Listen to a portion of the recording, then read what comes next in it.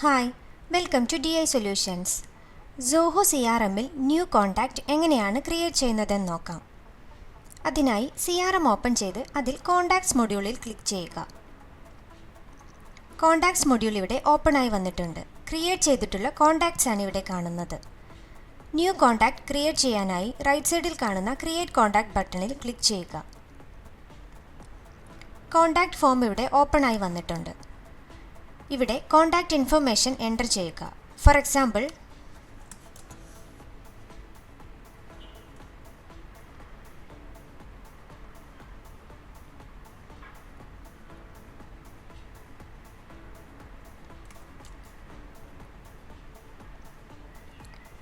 Account നെയിമിൽ ഈ ഒരു കോൺടാക്റ്റുമായി related ആയിട്ടുള്ള അക്കൗണ്ട് സെലക്ട് ചെയ്യാവുന്നതാണ്.